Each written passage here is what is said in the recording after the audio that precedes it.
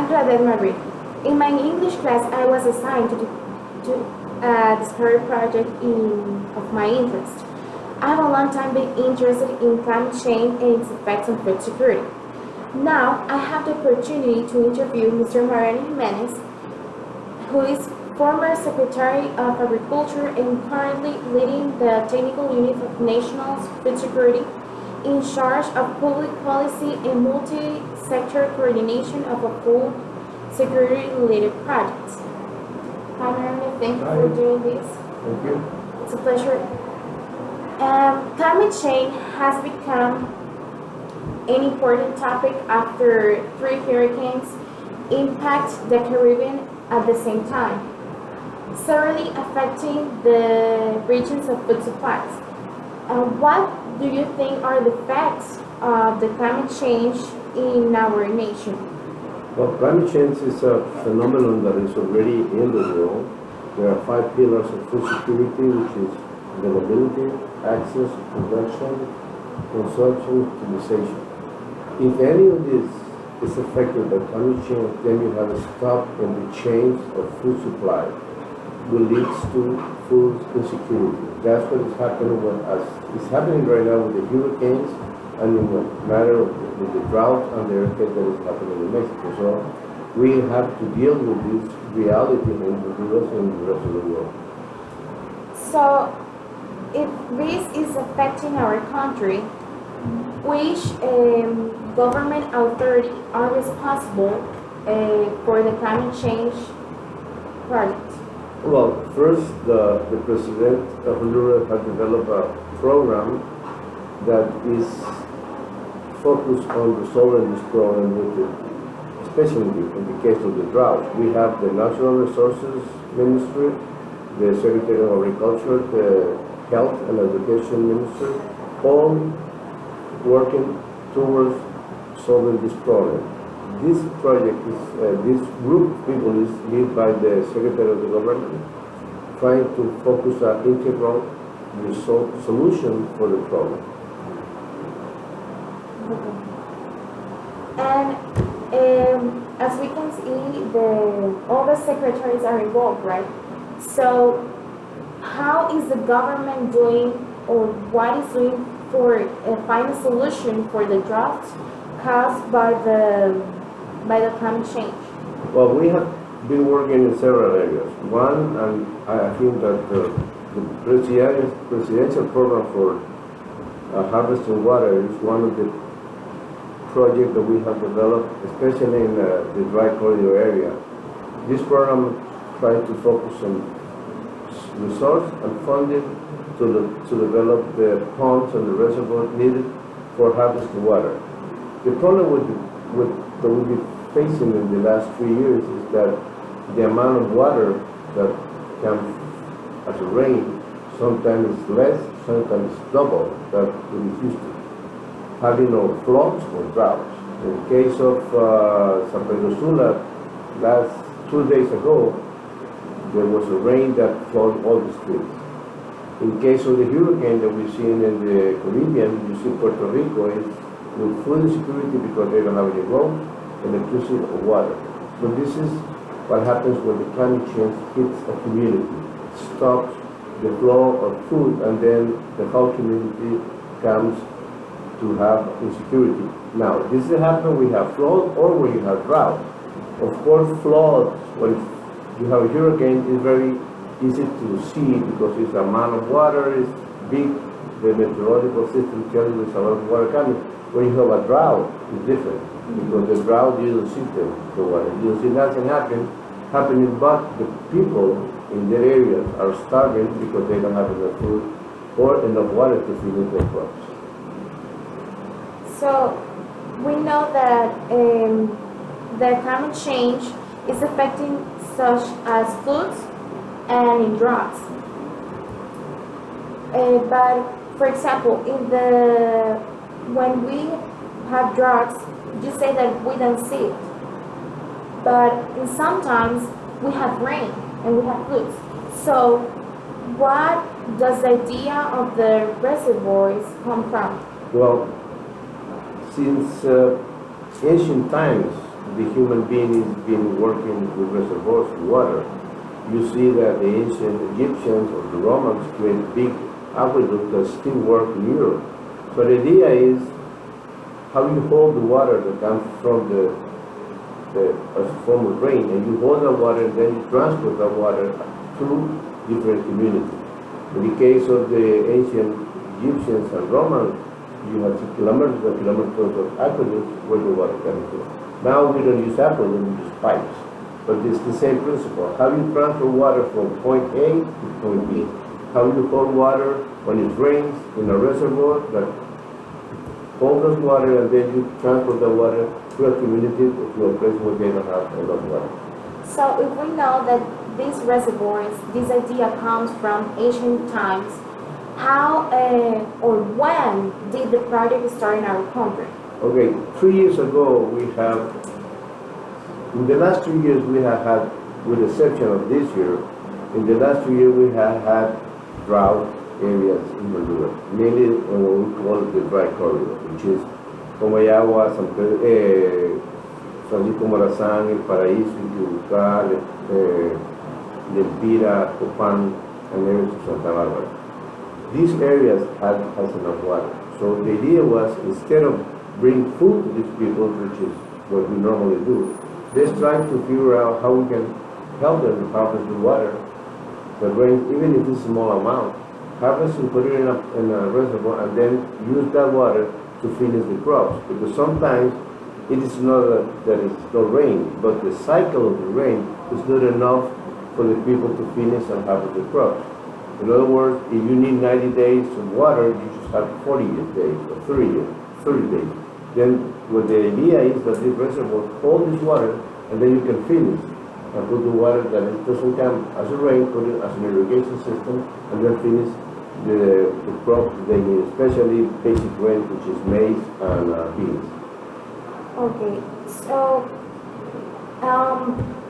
we know that all the secretaries of the government is involved, Secretary of Education, Health, infrastructure, all that. Is the government giving the funds, or is an international organization giving the funds to make real this project? Okay, well, this project is being funded by different parts. One is the Honduran government, the other one is the European Union government, USAID, and the World Bank. So the idea is that these funds are located in this vast area and try to figure out how we can build reservoirs through a system. And once the reservoirs are built and the water is there, how can we take this water and put it as an irrigation system to help the communities around?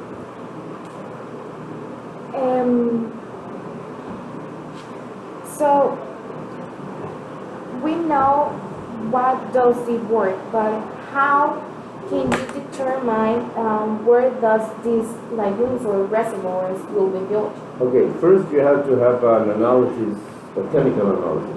Technical analysis is environmental analysis, engineering analysis, to tell us if this is a physical and technical feasibility that the reservoir is going to work. In other words, how high it is. We'd rather have irrigation through the water coming as a free flow, not using pumps, just gravitational water with difference of levels. In other words, we have to look for a reservoir that is in a high place so we can hold the water and then bring it to gravity to lines of irrigation. Once we have the technical analysis, we go and do an analysis of the community. How these people are going to be organized. But at the end, they're going to have a reservoir that will be directed to different people, different families. How they're going to meet, how they're going to manage the reservoir, how they organize themselves. Sometimes we do this through rural systems of financing. There are small finances for them. So the idea is, once you have the technical, then you have the community-based organization, and then you have the legal analysis, which means the tenure of the land, sometimes the pipes are going to go through different owners of the land. How are you going to fix that? How long this permit for transportation of the water is going to do? So there's a lot of legal analysis that has to do. But these are the three basics that we have to do. And then, once all this is solved, then we start working with the machines, with the funding, and we hope that, and we are expecting that the community that have the benefits of this will give us labor and some other aid, so they create a belonging from themselves of this reservoir. Because the idea is that the reservoir lasts 34 years. So we have to have these three phases, and we finally build the reservoir. So it's this process where you will build is from three steps, right? So I want to know, how does it work? How does the reservoir work? Well, the reservoir is really a mechanical system in the sense that once you build the reservoir, you hold the water, then you put the pipes and develop the different lots where you're going to irrigate. The idea here is that if the technical design is good, the water will flow and you're going to have irrigation. The most important thing is how you organize the community, because this is something that is being managed by the community. So I think that if you ask me what's worse, the key of this is to find a group of people that really wants to have a reservoir and will take care of the reservoir and the maintenance of the reservoir in the coming years. So this is, to me, the most important thing. The reservoir, once it's built, and you have the pipe and you have the water is going to flow because it's a gravitational force. But then you have to organize the people, what they're going to, what the crop they're going to plant, how they're going to handle the amount of water, how they're going to maintain the reservoir. So there's some other things that have to be developed with the community. So the main analysis to me, once you have the technical and legal, is how you're going to manage, how you're going to have the technical assistance, where you're going to plant, where you're going to sell, and all that.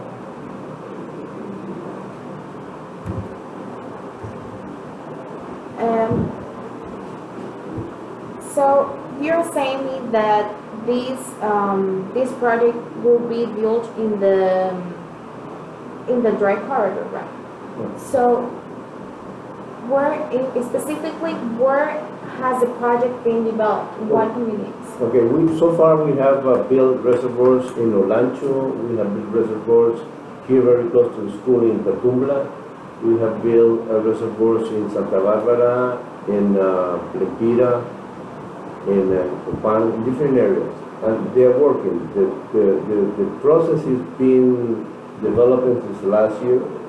We expect that once we have the first 2 years of the project coming and see how people is handling this, we can impact more families. We think that we can have 5 more years of this project at least, and the idea is that eventually it will become a permanent program in Honduras.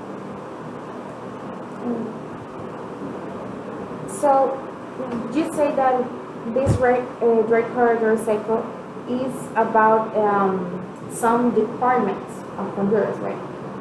And it will be built in all the country. So in how many communities do you expect this project will be impacted? Well, the target of the families that we think will be helped in this project is around 56,000 families, about 250,000 people, especially full families that live with subsistence agriculture that live in the right corridor. The idea is that we can fix this there, the rest of the country will be easier because we have better land and other things that can help us. But the idea right now is the target is 56,000 families that can be helped and targeted by this project. Okay. So, in conclusion, we know that the climate change is affecting the 5 pillars of food security. And in our area, it's affecting more the availability and stability of the food. The climate change is not also about droughts, it's also about food, and it's impacting in all the dry corridor seco of Honduras that it's about the Olancho, the Tumbla, Santa Barbara, Costa Rica, Lempira, and we know that these reservoirs are built not only with the funds of the organization but also with the labor of the citizens in these communities. So thank you, Mariano. Okay. I learned a lot of this, and it was interesting. It was very interesting about this new project here in Honduras. So thank you. Okay.